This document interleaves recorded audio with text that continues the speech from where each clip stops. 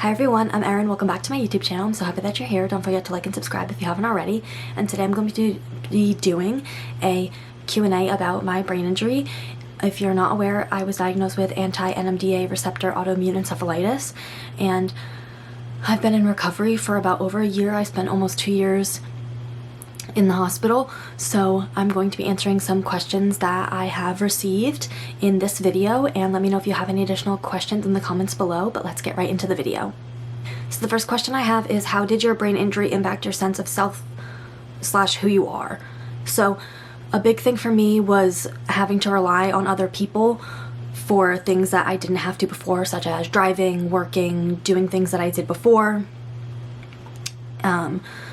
So it's been hard because I was independent before and then it was all taken away from me just like that. So having to relearn everything, including walking, talking, reading, writing, I had to relearn everything that came so easily to me before. It was taken away from me, and I had to relearn everything that you basically have to do on an everyday basis that you don't even think about. I had to relearn how to do all of that.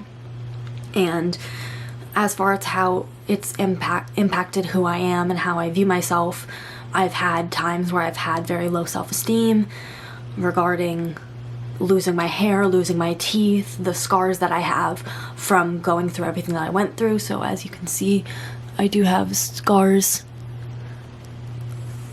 on my neck here from the breathing tubes. I have scars on my arms from the PICC lines, and I have scars from getting my ovaries and fallopian tubes removed, and I basically have a second belly button from the feeding tube. So there have been times where I haven't been the happiest with how I look,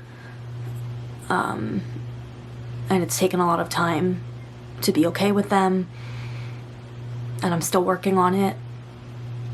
But yeah, that's how it has impacted how I view myself. And then the second question I have is, how did your brain injury impact your relationships?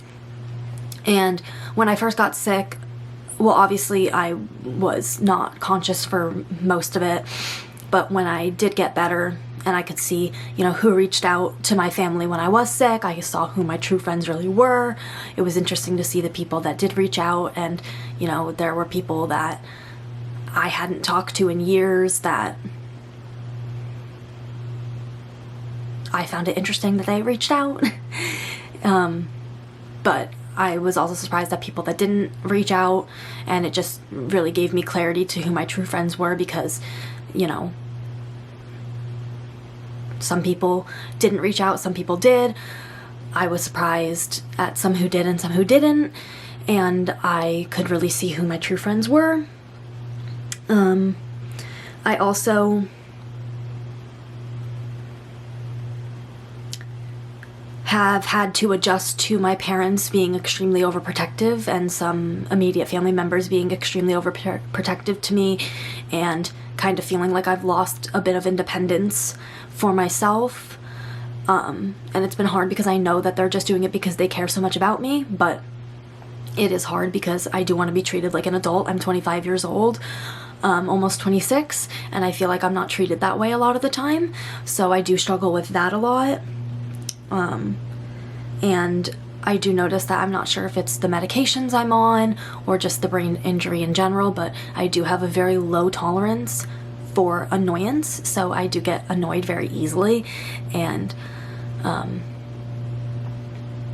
it is harder for me to control those emotions of anger and rage so and annoyance. So I do struggle with that, my tolerance being lower because of my brain injury. And the third question I have is, how do you manage fear of recurrence? So I really try not to think about that, because the chance of it happening is low, but it is possible. I know that it's a reality having this disease, that a relapse could happen at any moment, but removing my second ovary was both to help me recover faster and to mitigate the risk of recurrence, and my medication and treatments are there to help me so that the chance of relapsing is as small as possible. The fourth question is, what are the most misunderstood parts of living with a brain injury? I think that it would be that people don't realize that it is a disability because it's technically invisible. But I do have day-to-day struggles that do have a decent impact on my daily life, and I could very well have to live with these struggles for the rest of my life. There's no way to tell if my memory will fully ever come back, or if I'll always struggle really bad with extreme fatigue. I can only hope that by doing sessions with OT, PT, and speech, and working on my memory, that I will make a full recovery one day. The next question is, where do you source strength and joy? Doing makeup is a form of therapy for me. I love it so much. I find it very relaxing and therapeutic, and it's my happy time to be by myself and doing something that I love. So definitely doing makeup and uploading these YouTube videos. It's something that I love, I've always wanted to do, and that I'm really happy that I'm doing now. And also uploading TikToks with similar content. It makes me really happy, and I look forward to uploading on YouTube and TikTok frequently. The sixth question is, were there any people in your life that acted different in ways that you didn't expect or you were surprised after the injury, good or bad? So as I mentioned before, my parents and other immediate family members became extremely overprotective, which is both good and bad because, like I said before, I feel like my independence has been taken away in some ways, but I know that they're only doing it because they care so much about me. But I do wish that I could be a little bit more independent and do things on my own, like driving on my own, getting back into work, or going back to school. So I really hope to be able to do those things. And my last question is, did you always like purses? Yes, I did always like purses before my brain injury and being sick.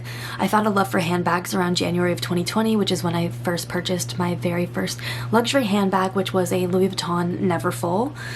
And ever since then, my love for handbags, both contemporary and luxury, has just grown exponentially.